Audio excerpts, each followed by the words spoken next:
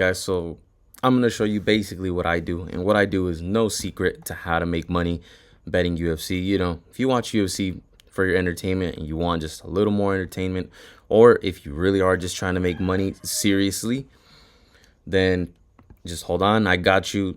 So basically, guys, what you're not going to do is bet minus 250 favorites.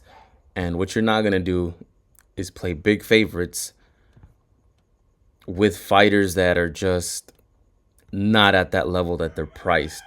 I'll be honest with you guys, I've just betting the UFC quite a little while already. They have a lot of mismatched prices. They just always do. One fighter is favored heavily, even though he probably will win. He's always favored by somebody that, you know, maybe they shouldn't be that big of a dog. You know, I think they would definitely trick more people trying to be sharp, as in like if both fighters were minus 110 and when they should be minus 110. And I'll be honest with you guys, this is an example of a fight that is more of a coin flip type of match. It's not exactly something that is just where one fighter is just miles better, because it's not. And I'll break this one down specifically for you guys.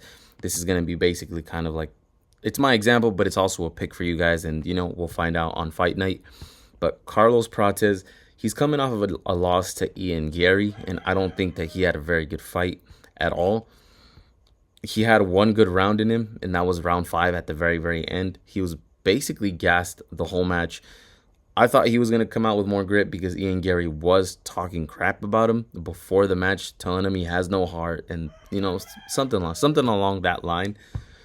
And he was right. It turned out he was right, because he looked ugly in that fight, fatigued the whole time.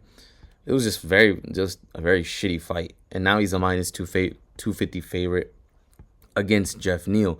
Jeff Neal's last opponent was also Ian Gary and Shavkat. And I believe he also fought Bilal Muhammad, which was the 170 champ at one point.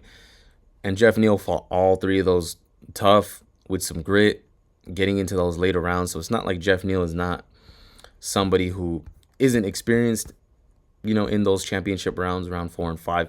Even though this match is only going to be a 3-rounder, but Prates in that Ian Gary fight was gassed pretty much by round 2, and Jeff Neal was keeping up with Ian Gary. I honestly thought Jeff Neal beat Ian Gary.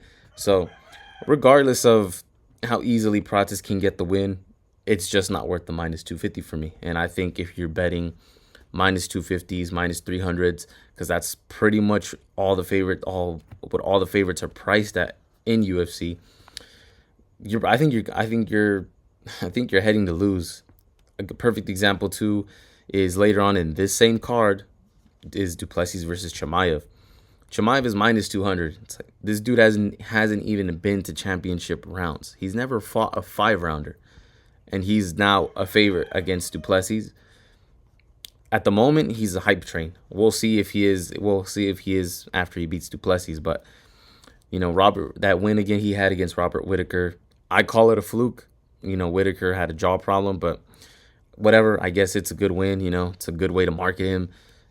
Am I a little bit of a Chimaev hater? Yeah, I am. But I do know my gambling. So, and he should not be minus 200 against Du Plessis, just in my humble opinion, until we see it. Again, dude has never even been to championship rounds. So, point blank, guys, don't bet these favorites. Don't bet minus 200 favorites unless you're absolutely 100% sure on yourself and you don't mind taking quite a few losses, because these minus 200 favorites, they do lose. They do lose, guys.